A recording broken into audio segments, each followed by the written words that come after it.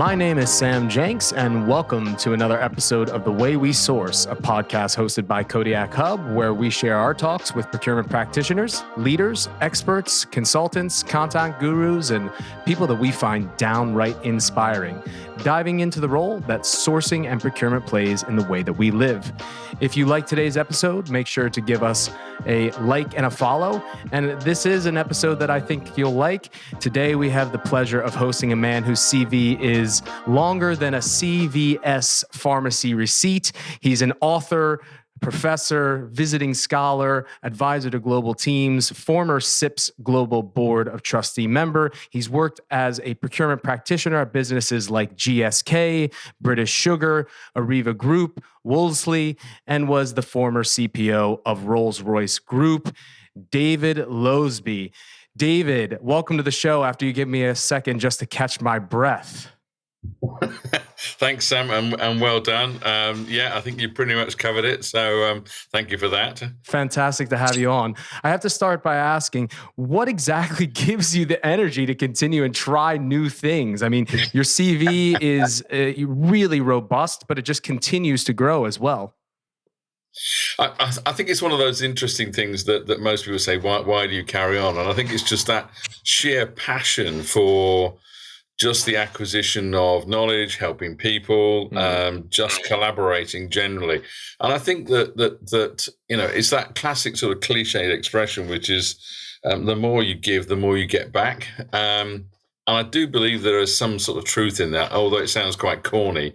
I think the harsh reality is that we exist, if you like, in a sense, by the knowledge that we share, and it's as simple as that. And it's the classic sort of case of, you could argue the more you learn, the more you realize that you don't know. And it's one of those really, because it's just an absolute continuum. Fantastically put. I'm curious. We ask a lot of our podcast guests, what exactly does procurement and sourcing mean to you? Somebody that's been in the industry for so long and continues to obviously be passionate about it. I think you can take the simplistic definitions from the whole sort of sourcing piece in terms of finding new products, services, and contracting them and then managing them through their sort of contract life cycle and all those kind of things. I think the harsh reality is that what we need to recognize is that you could actually say it depends upon the situation, the circumstances, and the people involved. And what I mean by that is that for each and every single organization, actually the definition and the requirement, etc., can be different, and that's okay. I think also that the recognition, certainly from the way I see it, is that the procurement profession, actually I'll call it the breadth and scope of what we do has increased exponentially over the last decade or two, and is not static by any means. And I guess that sort of plays into the sort of so why do you do it type of thing, because the whole sort of that dimension. I mean, you think about all the things that are coming through in terms of ESG, sustainability, social value, all this sort of immediacy around recovery, resilience, etc., that we've got from the disruptions that are hitting supply chains. You realize that actually there is just so much to get your arms around. In fact, you could probably argue that your arms aren't big enough or long enough to actually get your arms around it. So I think, for me, that whole sort of end to end, but recognizing that it has a it's not 2D, it's 3D. It's very much a multi-dimensional model. And if we think about it, as something that is quite linear, I think we'll be horribly wrong. I think what we need to recognize is that what we're trying to assimilate and work with is something that is hugely complex, hugely diverse, and dynamic. We've all heard, I'm sure, the terms like BANI and stuff like that's come around, recently. But that sort of brittleness in our supply chains, that sort of non-linearity and sort of the whole sort of anxiousness around, so what's going to happen next, means that we have to be quite a chameleon-like character to be able to sort of discharge what we're being asked to do. And I don't think it's acceptable anymore just to think about, procurement in the terms of we just deliver cost savings. Well, if we haven't moved on from there, then we failed, frankly. As well, that there's a new kind of requirement on procurement to be dynamic, to be the chameleon. You still see, though, today that plenty of organizations are stuck in this very transactional role. To go a little bit off script, what would be a tip that you have for procurement teams that are maybe struggling to find their way in the business as, somebody that's seen as a more dynamic function? I think one of the things that certainly, and again, it probably echoes back to probably some things that I did at Rolls-Royce more recently, where, I walked onto the pitch and took over from another guy, and they said, "Oh, this is all the reporting format. This is what we do, and this is the governance." And I guess I did a number of things that for me, it didn't, how can I put it, illustrate the capability of the team that I got. It didn't illustrate, I'll call it, the breadth and depth of capacity that we got.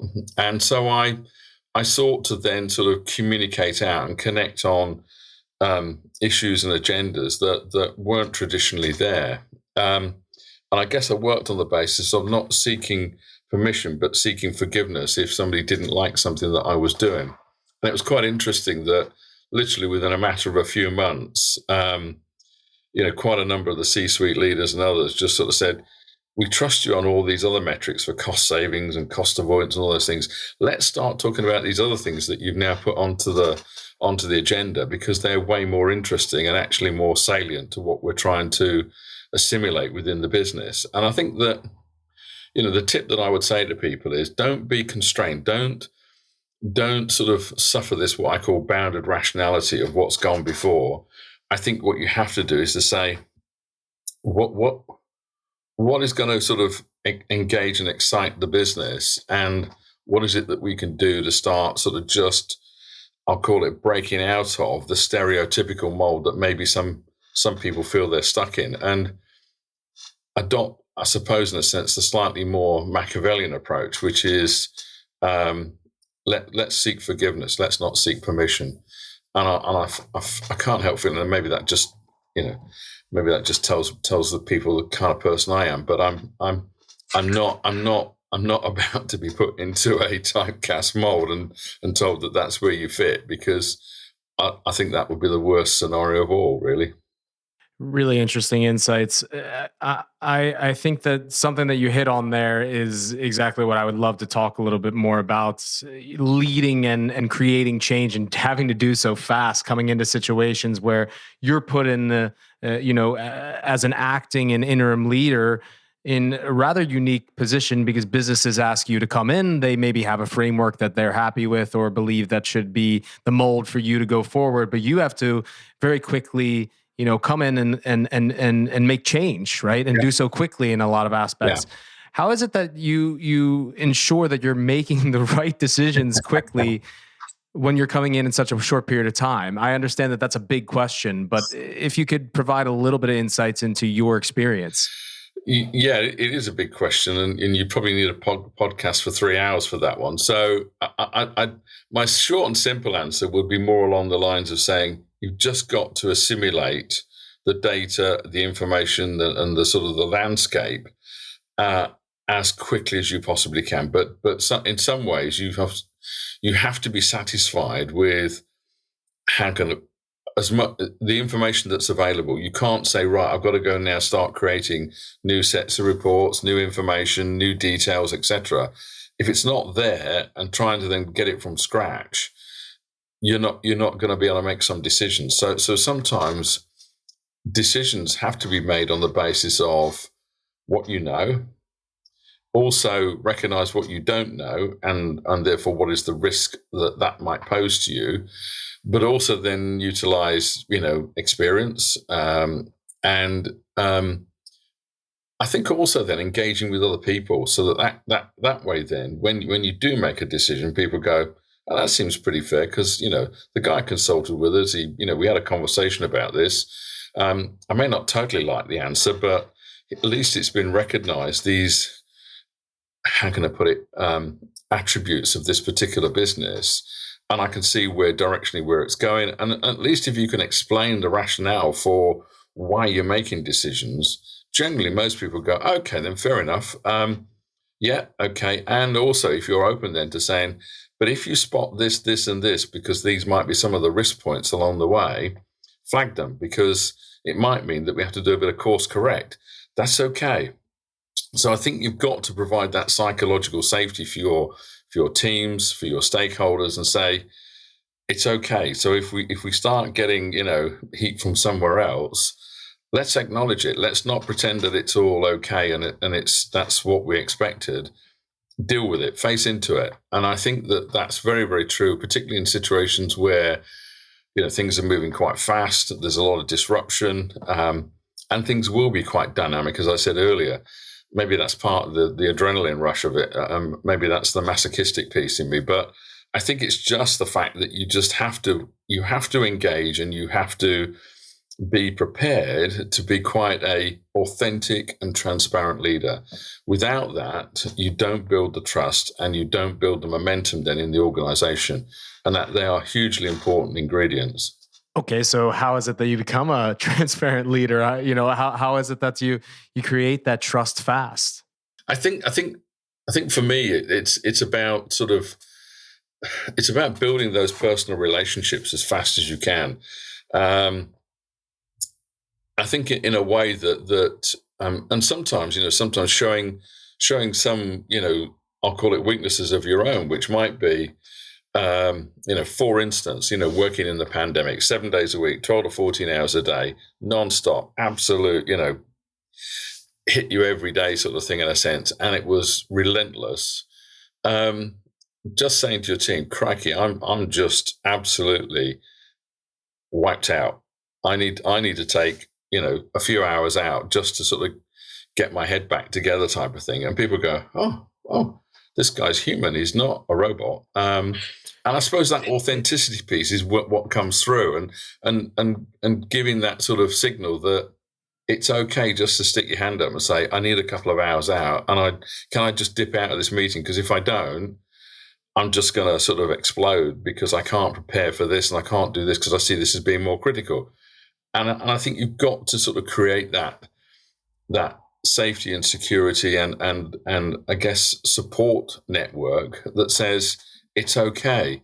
Not every single damn thing on the agenda is priority number one.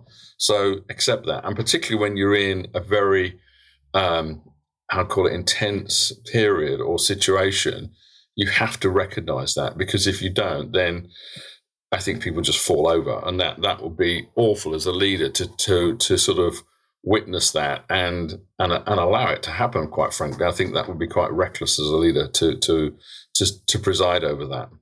You and I were speaking a little bit about this when we before the episode as well. How do you come into a situation, because when you're expecting to make change happen fast, then ultimately there's others that are caught in the crossfire of that, right? Your colleagues, your new team members as well. How do you ensure that you are making change quickly, but not at the expense of others as an interim leader? Yeah, it's a good question. And I think, and again, I think this is part of the engagement piece, which is you sometimes have to play out those scenarios and say, what am I missing? What have I not assimilated in formulating that decision? Is there something that I've just not picked up? Is there something that's really important? And I think it's about creating that sort of psychological safety that allows people to stick their hand up and say, this is pretty fundamental. You've missed this completely. You should have factored this in. So giving people the opportunity to do that, and then say, right, okay, and as a consequence of that, this is how we're going to amend or modify or not, as the case may be, the plan. And this is the rationale behind it.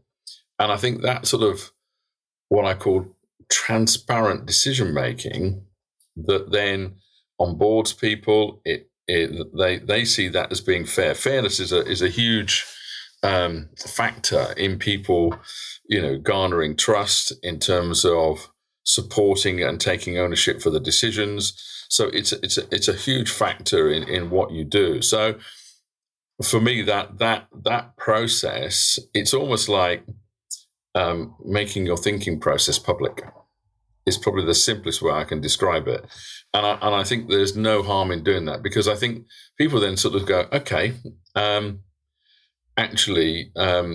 this guy is confident, not to the extent of being arrogant, but confident in his ability or her ability to make decisions and socialize those with the rest of the team. And sometimes, in some cases, people that have been in organizations quite a number of years bring other experiences. And then this then sort of brings in the aspect of what I call cognitive diversity, which is bringing different people in from different experience sort of backgrounds or information or whatever it happens to be, and seeing that as a healthy and positive thing rather than something to be excluded. Because the last thing you want is to, have a group of people where everybody's nodding at the right point type of thing and everybody's in violent agreement. And then the first thing you do is crash the car because everybody's gone, yeah, we think that's the right decision, because they all just want to agree with you. When in fact, actually, they all knew that the first bend you took, you wouldn't at that speed, you wouldn't get around it. So I think it's having that ability to be confident, to be and invite that sort of, I'll call it objectivity and criticality in the thinking, because it's through that process then that you come to I'll call it a quality decision rather than a autocratic decision, which would be the worst scenario of all. I think that it's pretty healthy to, as you said, have the cognitive diversity. I love that term, being able to take in multiple opinions, and as you've said previously, and in my opinion, coined, make sense and translate those.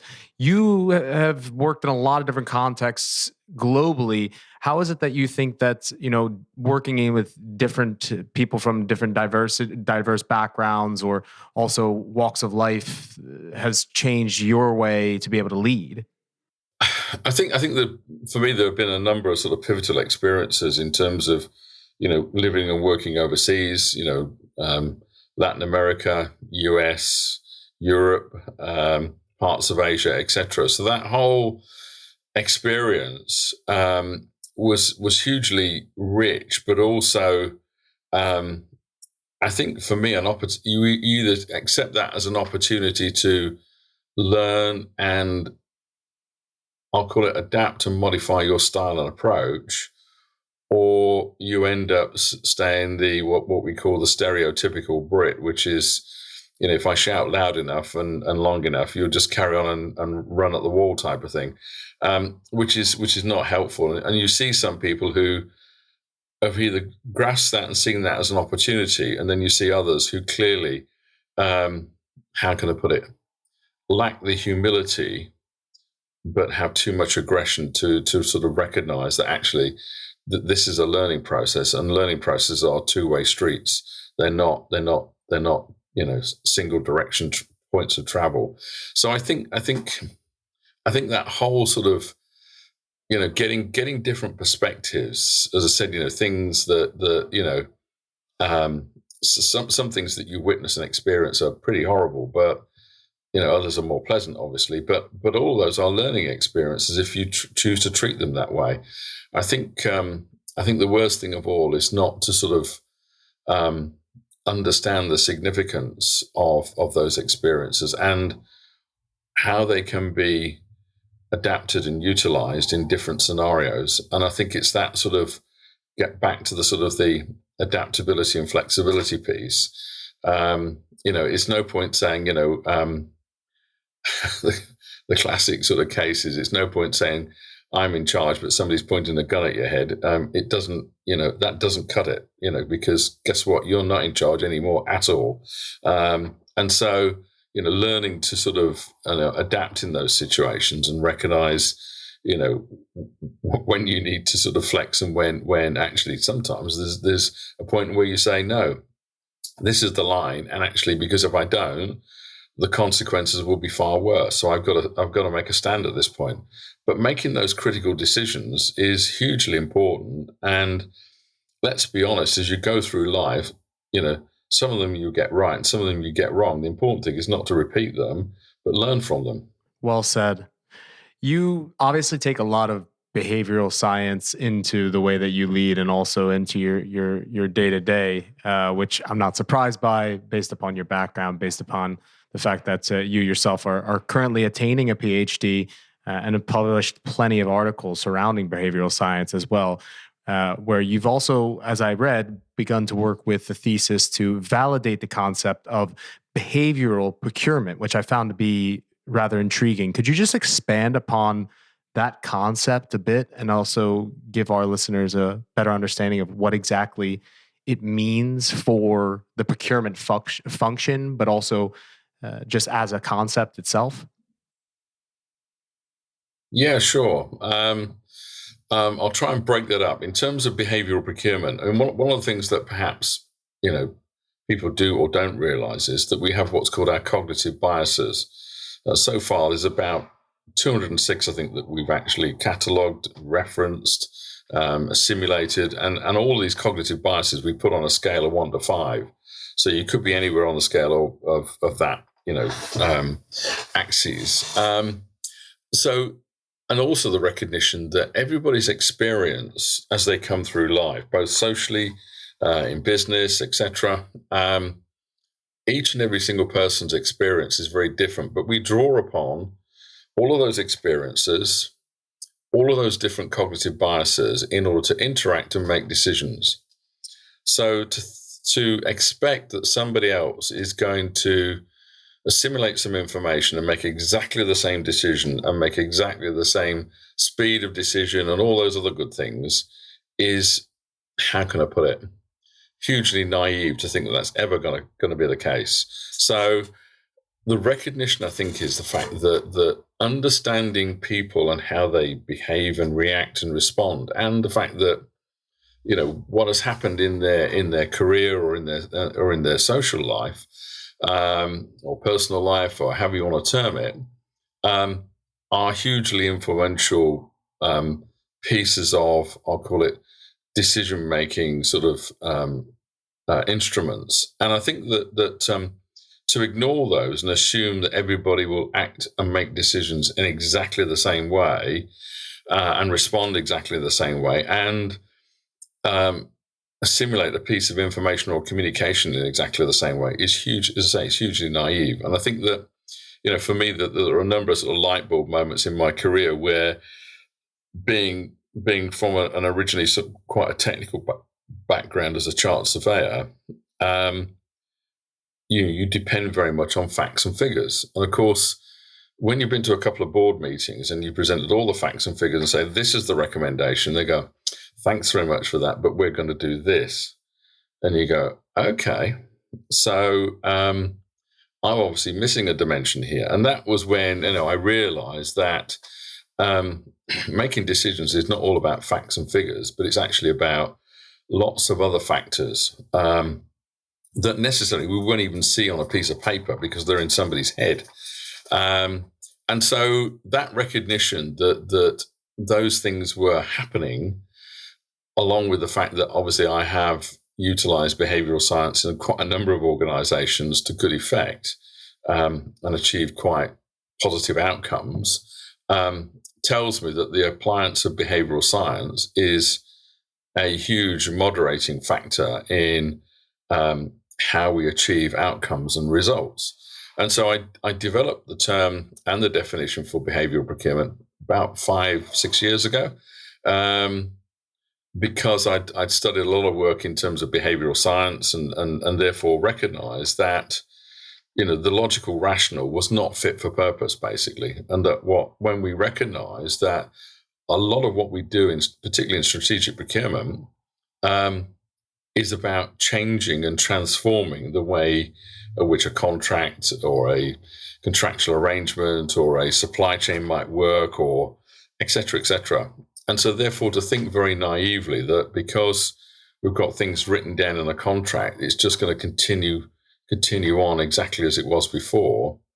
It's a bit like the Albert Einstein expression, which is keep doing the same things over and over again and expecting a different result, is is fundamentally flawed. And so I think it's a recognition that we do need to, understand the situation, the context, and the people that we're working with. Because if we don't, we're going to get the sort of the outcome that we didn't plan for. And I think that's for me why it is so important. And as we discussed earlier and before, we rely so much upon working and engaging with people, developing their trust, motivating them to do things that maybe they haven't done before, takes a lot of effort. It's not, you can't just simply rely upon what we call control and command. Control and command doesn't work fundamentally in a business context, probably not even in a social context either. So what you have to do is you have to find out what are the motivations and what are the opportunities, in a sense, and capabilities for people then to want to do something differently and want to move in a different direction, and take on board new tools, i.e. digital tools, new techniques, new contracts, new ways of working, new processes. All of those things require us as leaders to actually not just create the vision, but also create the motivations for people to want to do that, recognizing that as human beings, because of the way in which we are neurologically wired, we're wired to resist change, because change for us, in a sense, signals potentially that's a contrary mechanism to survival.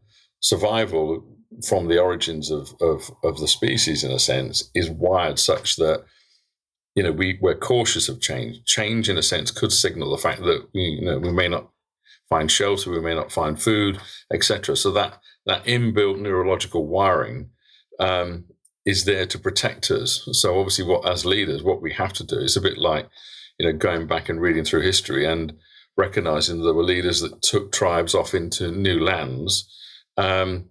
But people had to trust them in order to do that. And so it's no different in modern business. It's exactly the same. Yeah, some awesome insights into, I think, how important the human element is, and you can't forget it at any twist and turn of a business relationship, because I think that it so often, especially within a function such as procurement, where it can be seen as rather transactional, and on top of that, it can also be very focused on standpoints in a contract versus the human on the other side of the table. There's an aspect of a procurement role that is, I would say, the most crucial human interaction, which is between buyer and supplier, or one of those that could definitely be, I would say, an impactful relationship to a business's success, as much innovation is happening through partner collaborations. How do you think that behavioral science, but also the human element, plays into a buyer-supplier relationship? Yeah, I think this sort of it's always intrigued me, because you meet some people who think that salespeople are a different breed of individual to buyers or purchasers, and different organizations represent the enemy. And you just think, well, how do we get to that point? What sort of drove us to sort of think that was the case?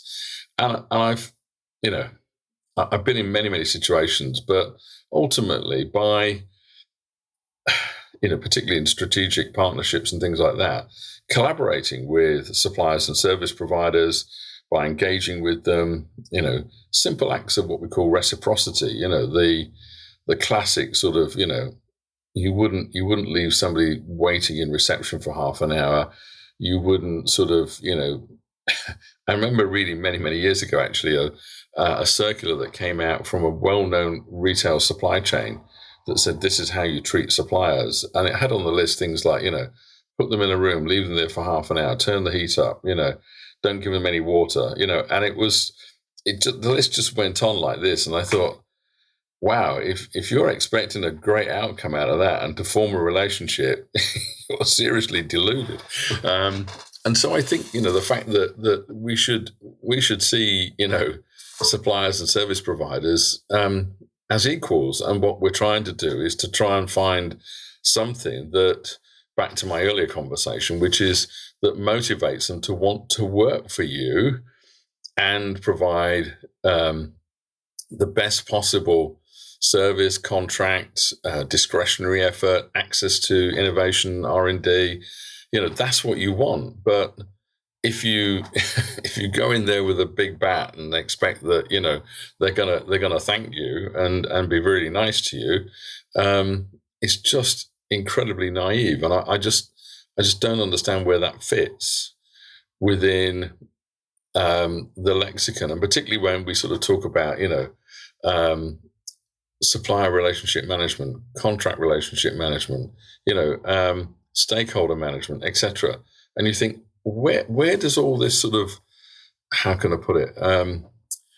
I'll call it hostility, aggression, etc. fit within that? And it doesn't. So I think I'd like to think it's dead and gone, but it's not. There's still some organizations, individuals, etc., that think that that's the way you have to behave as a buyer. But I think it's yes, it still exists, but I'd like to think it's on the decline.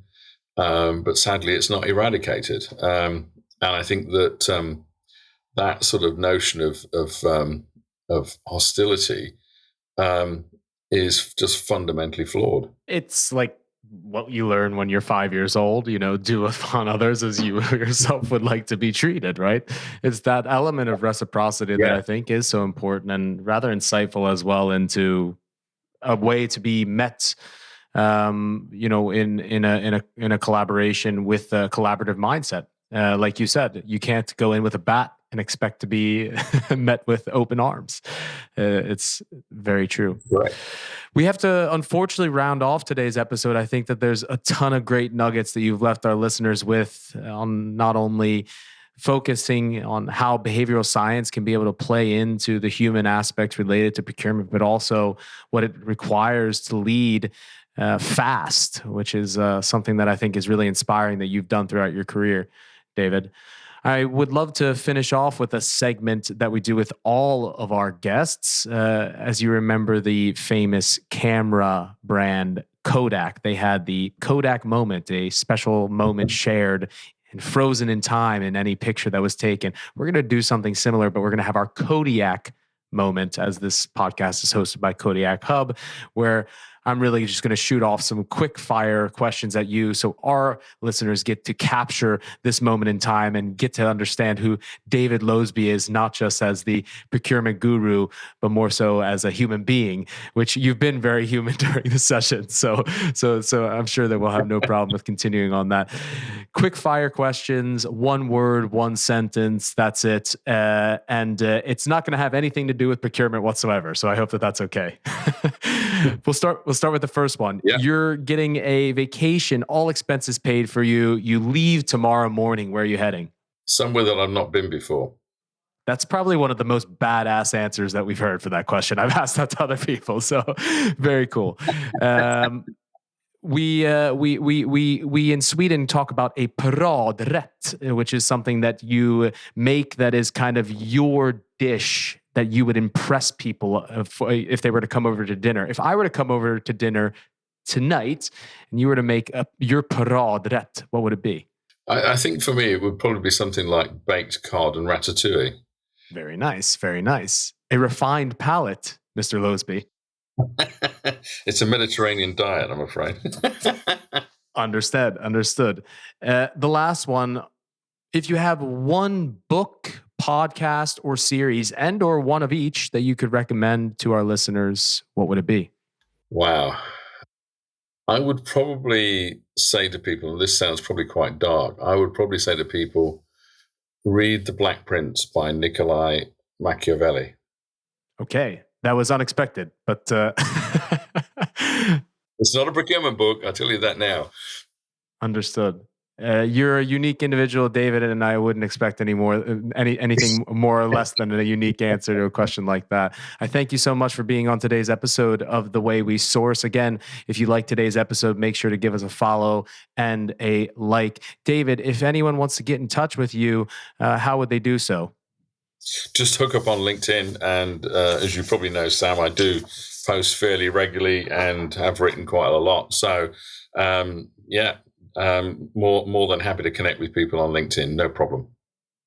Anything in particular that you'd like to plug? Well, I suppose I'd always say, my most recent book, albeit it's about 5 years old now. So, Soft Skills for Hard Business is the book. But that will tell you everything you probably need to know as a sort of a start for 10 on behavioral procurement. Fantastic. Again, I thank you so much for taking the time to be on today's episode. It was a real pleasure of mine to have you on, David. We look forward to potentially being able to welcome you back in the future should we have kind of a all-stars episode. Thanks, Sam. Thanks for listening to today's episode. If you like the content, make sure to give us 5 stars and follow the podcast.